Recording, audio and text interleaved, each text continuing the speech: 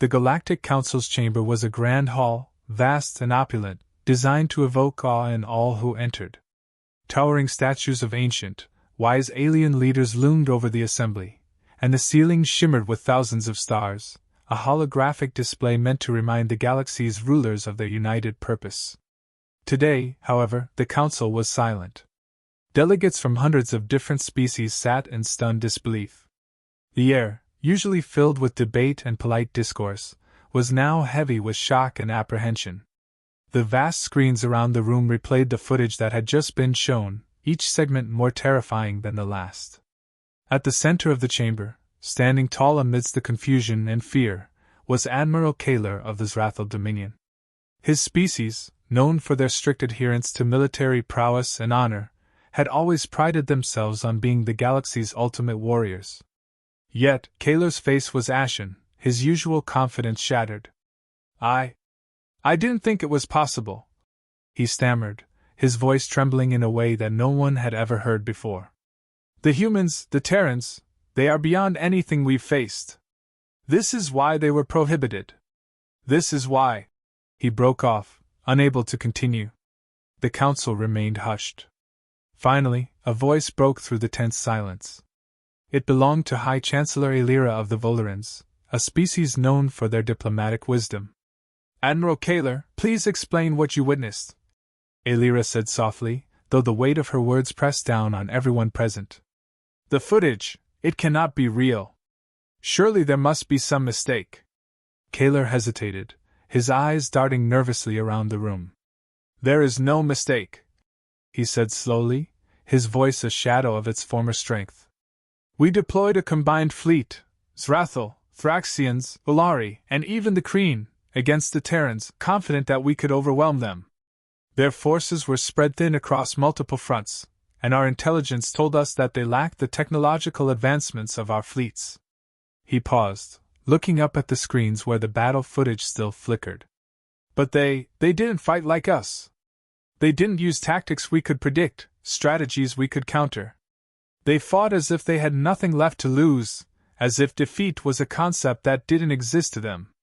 The footage played again, showing the alien fleets converging on a Terran outpost in a distant, unremarkable star system. The combined might of 4 of the galaxy's most powerful military forces was on full display, a hammer meant to crush the seemingly weaker human defenders. But the humans had not run. They had not surrendered. Instead, they had stood their ground in what the galaxy would later call the Unbreakable line. The screen shifted, showing the moment when the Terran fleet, vastly outnumbered and outgunned, launched their counterattack. Waves of human ships, smaller and less advanced than their alien counterparts, moved with an intensity that was terrifying to behold. They charged into battle with an almost suicidal fervor, their tactics erratic and unpredictable. The aliens' formations faltered as human ships performed maneuvers that should have been impossible, using the gravitational pull of planets and moons to slingshot themselves into positions where they could strike devastating blows. Human pilots took insane risks, diving into the heart of the enemy fleets, delivering crippling attacks before being torn apart themselves. And yet, even as their ships were destroyed, the humans pressed on. Their losses only seemed to embolden them. Their lines didn't break. They didn't retreat. They just kept coming, an unrelenting tide of defiance. Kaler swallowed hard. "We lost entire fleets in hours.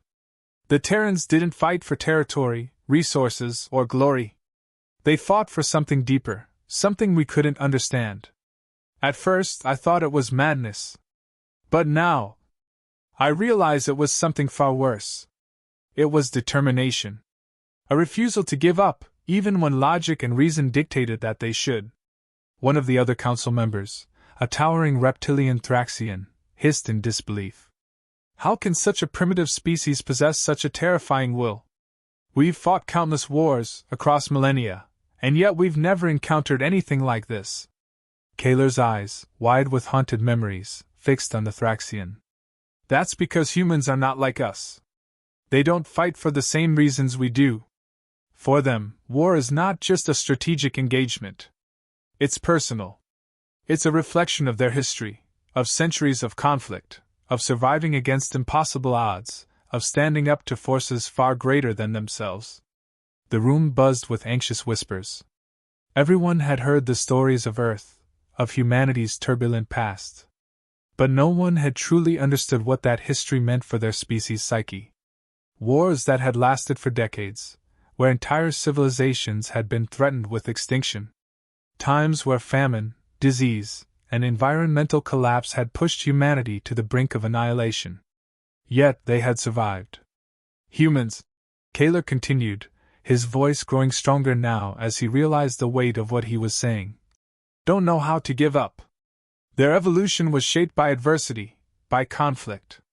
And when they go to war, they fight as if it's a continuation of that struggle for survival. They become something else.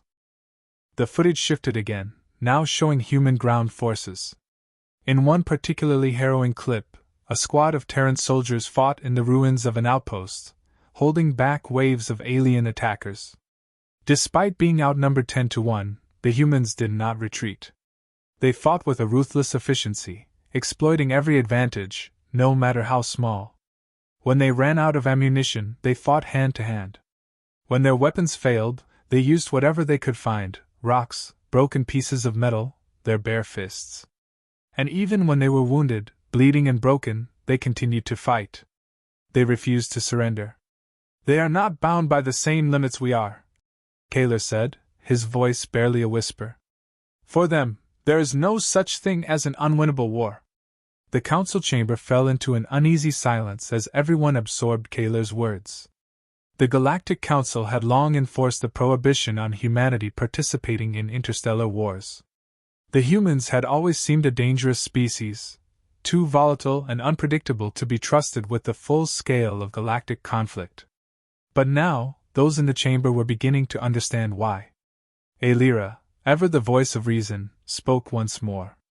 Admiral Kaler, you suggest that the prohibition must remain. But how do we ensure peace if the humans are capable of such destruction? Kaler shook his head slowly. The prohibition must remain, yes. But we must also understand something very important.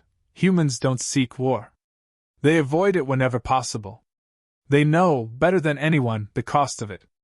But if they are pushed too far, if they feel threatened, they will unleash a force that none of us can control. Alira considered this, her face grave. And what of their enemies? What of those who provoke them?